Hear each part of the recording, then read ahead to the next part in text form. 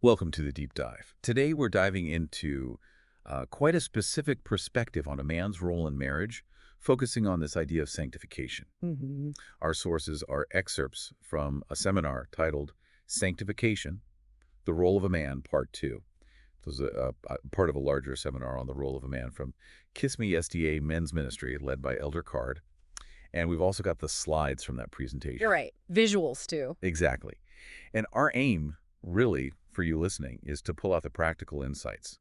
How can a man actually do this sanctification thing in his marriage? Right. We want to offer, real understanding, not get lost in heavy theology. Absolutely. It's about the practical application. The seminar itself presents this framework, seeing the husband as a lover fulfilling three key roles: savior, sanctifier, and satisfier. Okay, 3 roles. Yeah. And while they're all connected, we're going to zoom in mostly on that middle one today. Yeah. The husband is sanctifier. Got it. So sanctifier, let's dig into that. Okay, so the source talks about 3 main roles for a lover: savior, sanctifier, and satisfier. Mm-hmm. Let's start with savior. The text says this means sacrificing, substituting, and suffering. Right. Those three S's. Yeah. When you hear those, what sort of practical thoughts come to mind? How does that actually look in a relationship? Well, the first thing that strikes me is the level of selflessness involved. Mm. Sacrificing. What does that really mean day to day? What personal things might someone, put aside? Good question. And substituting. That makes you think about roles, responsibilities. Yeah. Is it just helping out in a crisis, or is it something more regular? Could it get unbalanced? Yeah, potentially. And suffering, that's a strong word. Is it just toughing things out together, or is it more about actively sharing the emotional load, maybe? Those are really good points to consider. It's one thing to read the words, another to think about the reality of it. Definitely. Okay, second role, sanctifier. This involves shedding, shepherding, and severing. Okay. Let's take shedding old ways. The Force explains this as like dropping old habits, attitudes, baggage you bring into the marriage. They use that snake shedding its skin analogy. Yeah, I remember that. It's quite vivid, isn't it? It is. What's the importance, do you think, of this focus on leaving the past behind? Well, that snake analogy, it really highlights that it's an intentional act, right? For growth. Mm-hmm. We all bring history into a marriage, good and bad. So shedding suggests you've got to consciously decide not to let the old stuff mess up the new thing you're building together. Right. Letting go of some of the me for the we. Exactly. And that's not always easy. How do partners even support each other doing that? That's another question. True. It's about forming that new shared identity. Okay, next under sanctifier is setting apart. Setting apart. Yeah, the idea is that the wife is set apart from her past. She becomes the apple of his eye. They use that image, one red apple among green ones. Okay, the visual helps. What's the main message there, do you think? Being set apart. It seems to be about focused attention, prioritization. Yeah. The husband actively choosing to value his wife uniquely, making her feel special. Apple of his eye. Mm, It's such a classic phrase for something cherished, protected. it really is. So amidst all the other demands of life, it's about deliberately making your partner feel like a primary focus, uniquely valued. Making them feel seen, prioritized. Okay. Then there's severing your life. That sounds harsh. It does, but the explanation clarifies it's not about cutting off, but about nourishing and cherishing her so she can grow, aiming for that bright countenance. Okay, so severing from things that might harm her growth. That seems to be the idea, like pruning a plant maybe, removing things that hinder her potential or well-being. Right, like tending something precious. So the husband's role is to actively help her flourish, create an environment for her to thrive. Yeah, and that bright countenance is like the evidence of that care. I see. It's about cultivating her well-being then, not separation. Exactly. Okay, moving to the third role, satisfier. Satisfier. And the actions here are securing, studying, and serving. Okay, securing, studying, serving. So securing your wife, Mm, this is tied to commitment, leaving parents, cleaving to the wife, yeah. becoming one flesh. Genesis, Ephesians. Yeah. Mhm. And they also use that analogy. Valuing her like a sacred cow is valued in Indian culture. Right. That one's culturally specific, but the point is extreme value, I guess. Seems like it. So what's the core message about security here? It feels like it's about building this absolute foundation of trust, stability. Mm-hmm. The leaving and cleaving stuff emphasizes, this is the primary bond now, this new unit. Right. And the value part, however it's phrased, it's about her feeling completely safe in his commitment, that he's prioritized her. that security allows for openness, connection. That makes sense. That bedrock of security feels essential. Absolutely. Then studying your wife. Studying, like homework. Maybe.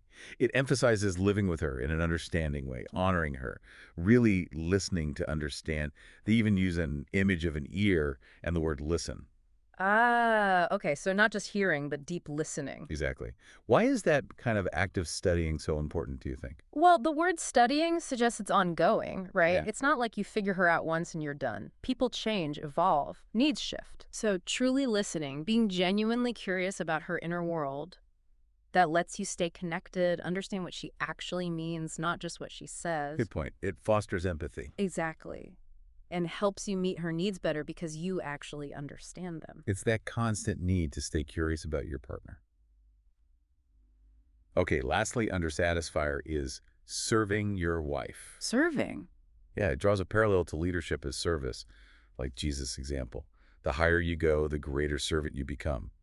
And it mentions doubling the care you give yourself for her. Okay, that's interesting. It sort of flips the traditional power dynamic, doesn't it? How so? Well, it suggests real strength or leadership in the relationship is shown through service, through putting her well-being first. Right. And that doubling the self-care idea, Mm. that's quite specific. It really underlines that her needs aren't secondary. They're intrinsically linked to yours, maybe even prioritized. Yeah, seeing her as an extension of yourself, but in a way that means you actively care for her comfort and happiness. Yeah. Precisely. It shifts the focus from what's in it for me Yeah. to how can I contribute to us to her flourishing. Okay, so those are the three roles and their actions according to this source. Now, it also puts a huge emphasis on commitment. There's that quote, Which one? I am leaving behind anything that competes with our relationship, and I am going to stick to you. I am committed to you for life, and the words divorce will not come up in this house. Wow, that's very direct, unequivocal. It is. What kind of impact does that level of clear stated commitment have? Well, it creates a massive sense of safety, I'd imagine, security. Mm-hmm. It takes ambiguity off the table, sets a really firm foundation. Knowing your partner is all in for life, that allows you to be vulnerable, to trust, to work through the hard stuff because you know the exit door isn't an option being considered. Sets a very clear intention. Yep. And then tied to that is this proactive nurturing idea. Another quote, I am going to change my strategy. Instead of complaining, I am going to start nourishing and cherishing you like the fine china you are, and I am going to become the greater servant. Okay, so shifting from complaint to active care. Yeah.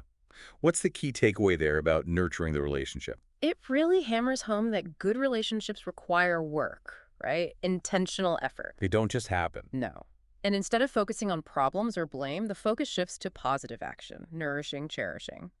The fine china bit suggests treating the relationship and the partner with real care and value, Like it's precious, maybe fragile even. perhaps. And then tying it back to being the greater servant reinforces that service idea we just talked about. It's an active, ongoing choice. Okay, so for everyone listening, we've kind of walked through this framework from the role of a man. We looked at the lover as savior, sacrificing, substituting, suffering, as sanctifier, shedding the past, setting the partner apart, and severing in that nurturing sense. Right, fostering Re- growth. The satisfier providing security, really studying and understanding her and serving her needs. And all built on that foundation of explicit commitment and active nurturing. Exactly. It's quite a detailed picture they paint. It is. And, something to think about is how these different roles might interact. Does focusing heavily on being a savior maybe impact the satisfier role? Or, how do they balance out?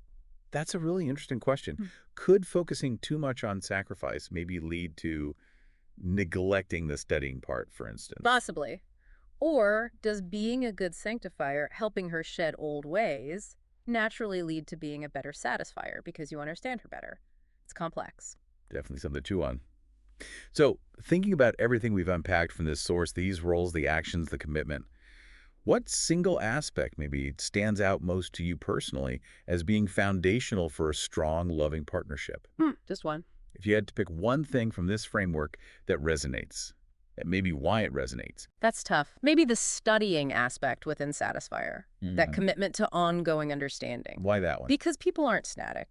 If you stop trying to understand your partner, connection probably fades. Everything else, the serving, the securing, feels like it flows better from genuine understanding. But that's just my take. Interesting. Yeah, that makes a lot of sense. Something for our listeners to mull over, definitely. What aspect from this framework resonates most with your own view of relationships and why? A good closing thought. Well, thanks for joining us on this deep dive. Lots to think about.